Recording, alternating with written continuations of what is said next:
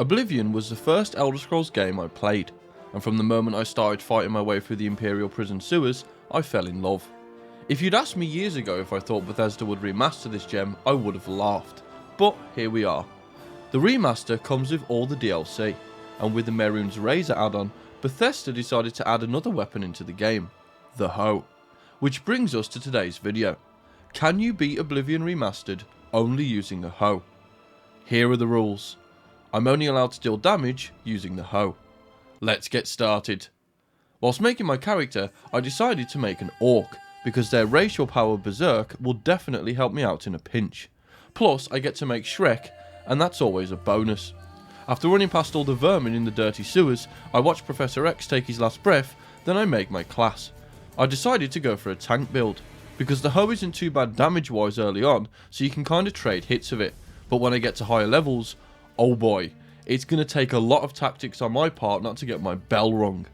Upon emerging from the garish gulag, I head to Leowin and manage to steal a horse without being spotted, then ride all the way to Sundercliff Watch to get my weapon.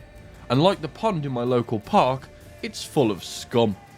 And trying to navigate this godforsaken labyrinth while simultaneously being chased by all the invalids is infuriating. They are the most relentless, bloodthirsty vagabonds in Tamriel. Thank God they added a sprint mechanic to this. It saved my life so many times. When I finally make it to the mines, I can see my treasure basking in the warm glow of the sun in the distance.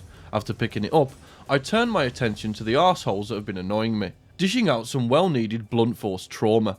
After giving them all brain damage, I head to Wayne Priory to give the Amulet of Kings to Mr. Burns, stopping for nothing along the way, because I take my job as a delivery boy quite seriously. Once it's all signed for, I stop by the Two Sisters Lodge to catch some Z's.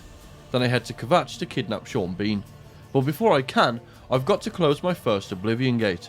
So after paying my respects to Anakin, I fight my way up to the tower. And despite the Dremora seeming quite scary to the people of Kvatch, a good conk over the head will sort them out right quick. Once I close the gate for good, me and the guards wipe the floor with the stragglers, then I grab Mr. Bean and take him to church.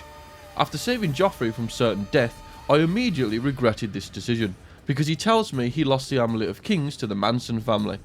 And now I have to play the errand boy and get it back. But first, we need to make a pilgrimage to Cloud Ruler Temple, and when we arrive, I'm made an official member of the Blades. Because of this, I grabbed some of their armour, but I decided to just equip the greaves, gauntlets and boots to keep the Shrek cosplay going. After having a nap, I decided to head back to Sundercliff Watch to actually get Mehrunes Razor. My thought process behind this was that I could give it to Martin for the Blood of the Daedra quest, and I was surprised to find that all the degenerates had spawned back, so I'm going to have to purge the caves of this vile pestilence, which is easier said than done.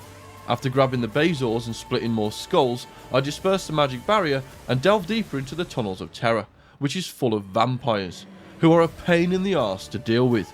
So much so that I had to forego the Shrek cosplay in favour of wearing some more armour. As annoying as they are to fight, at least I can add Vampire Slayer to my CV. Like the caves before, it's an absolute confusing mess. So much so that I had to resort to jumping up this wall to get to the next section. When I get to the final room, I have to kill Fraith and Drothan, who's a right tanky bastard. But despite this, I still manage to rend his insides out. After eating a beating heart, I fight Phaethong, who's a lot easier to kill than Drothan, which I thought was strange, and once he's dead, I grab the razor. Then I head to Luther's boarding house to meet with Boris. After saving him from certain death and getting no thanks in return, I loot the first volume of the Mythic Dawn commentaries off his corpse, get the second edition from Tarmina, scam the third one from Gwyneth, then me and Boris try to trick the Mythic Dawn recruiters to give us the fourth, but it didn't exactly go to plan, and Boris ended up getting removed from our mortal plane. So I made sure to avenge him. When I have the final book, I find the location of the Jonestown recruitment fair, and luckily they aren't the brightest bulbs in the box, because I managed to stroll in there like I own the place without rousing even as little as a raised eyebrow. That all changed, however, when I stole the Mysterium Xarxes. It brought all of them down on me at once. Luckily, I quite enjoy beating the piss out of cultists. After they're all 6 feet under, I give the book to the lean mean string bean, deal with some traitorous spies, then it turns out I can't give him the razor. This royally pissed me off because I don't like wasting my time.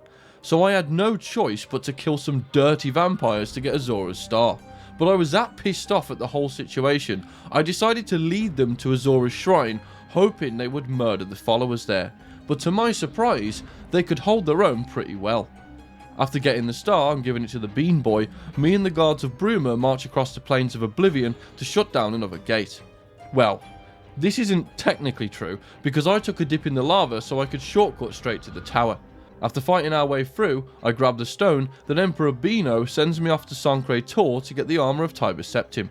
Before I go, I use the sigil stone I got from the last gate to enchant my hoe, because I won't be able to fight the enemies inside Sancre Tor if I don't. I name it Loyal because it's the only hoe that is, and when I arrive, I start cleansing it of its foul spirits. The enchantment boosts the damage the hoe does to normal enemies, and it was a breath of fresh air, because most of the time I was beating my enemies over the head 100 times to kill them.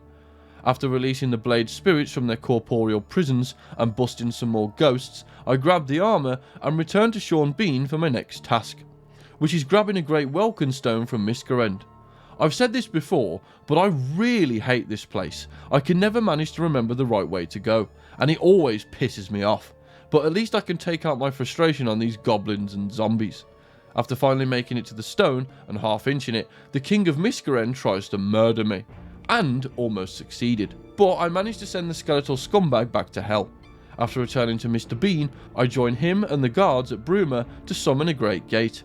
After he gives his speech, we have a schoolyard scrap with the Dremora.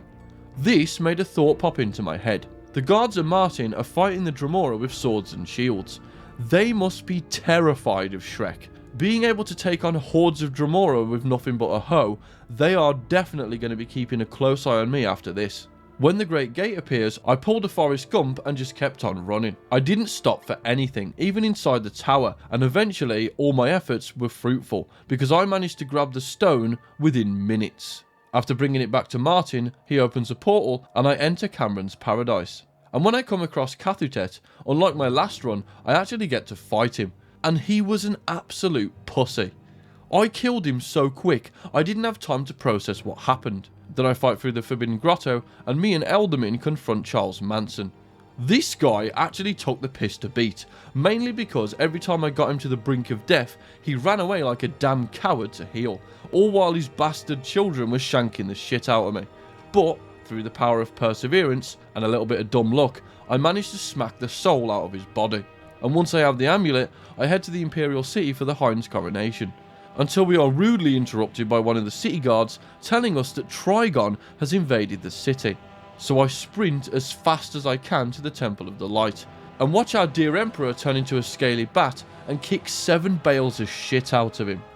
Once the world is saved, Shrek spends the rest of his days fighting in the arena, proving that his loyal hoe can fell any foe he faces. And with that, it turns out you can beat Oblivion Remastered only using a hoe. Returning to the land of Cyrodiil in this gorgeous remaster was amazing, and beating the crap out of my enemies with a hoe put a giant smile on my face. I can't wait to do more runs for Oblivion. Thanks for watching. If you enjoyed the video, why not leave a like and subscribe? It helps out the channel massively. Plus, if you turn on the notification bell, you get to watch more juicy content from yours truly when it releases. If you want to support me further, consider joining as a channel member. You get early access to videos, and a mention in them for being such a legend. If there's a specific video you want to see, or you just want to have a chat, drop a comment down below, and I'll see you next time.